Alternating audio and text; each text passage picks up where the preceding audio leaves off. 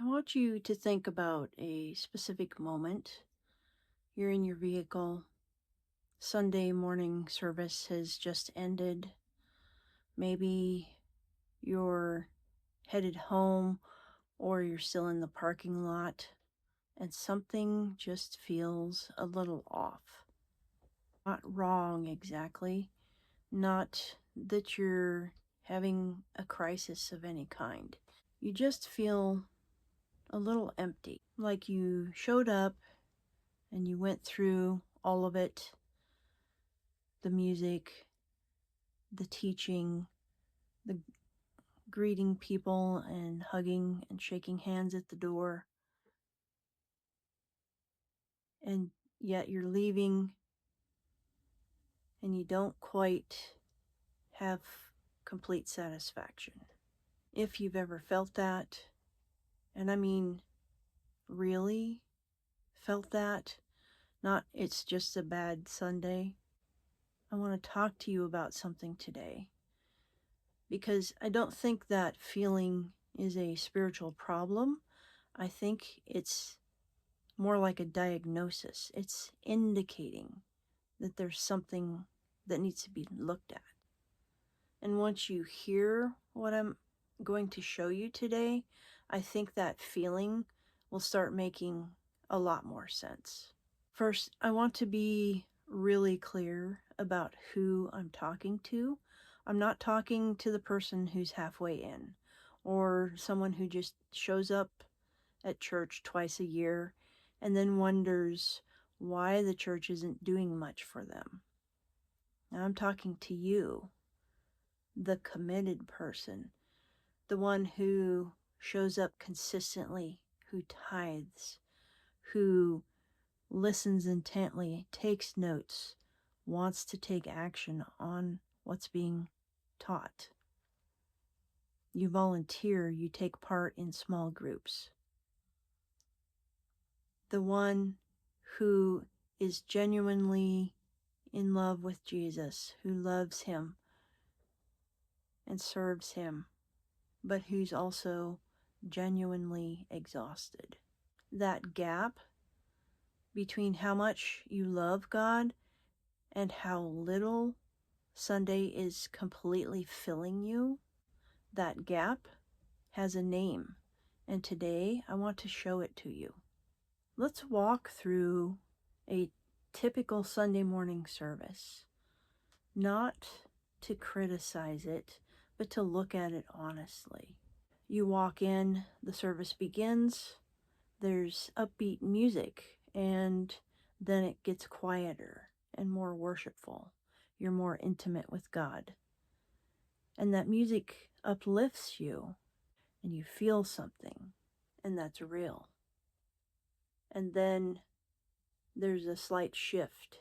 There's a break for announcements, and there's tithes and offering time, and some prayer time. And then there's a teaching, and that teaching provides good information. It's inspirational. You take good notes, you feel a little challenged, and you want to take action on what you're being asked to do differently this week. And that message engages your mind. And then there's the community. You're greeted at the door, you shake hands with people, you get hugs. People ask about your kids, how your week was going. And that's all real, all of it. The music lifts your emotions, the teaching engages your mind, and the community is meeting your social needs. What do these have in common? They're all addressing the same part of you. Your emotions, your mind, your sense of belonging. That's all talking and addressing your soul. Now I'm going to talk about something next week that I want you to start thinking about today. And that is, you are not just a soul. You are a body, a soul, and a spirit. And all three have different needs. They all need to be addressed and they all need to be fed. Most of us were taught that the soul and the spirit are kind of the same thing, but they're not. We're going to go deep into that next week, but for now, I just need you to hold that thought. Now, here's what I want you to see today.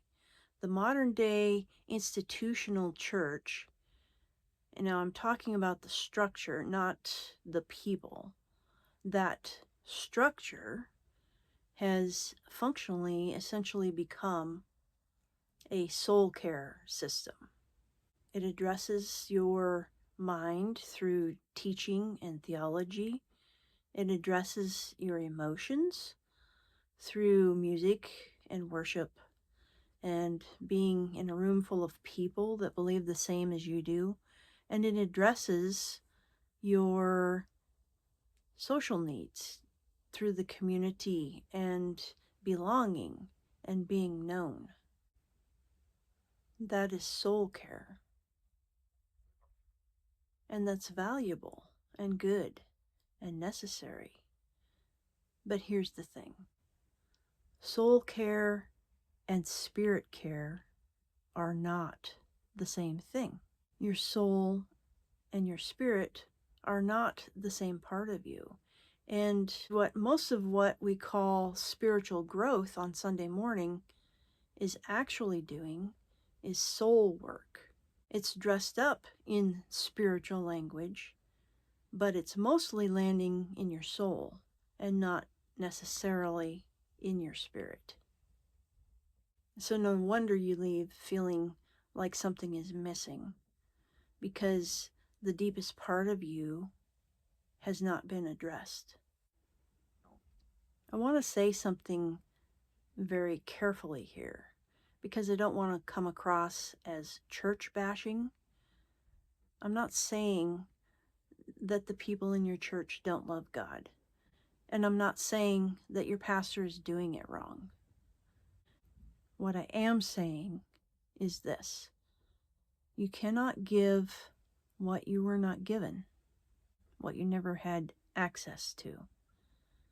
And most of us in the institutional church, me included, were not taught the difference between the soul and the spirit.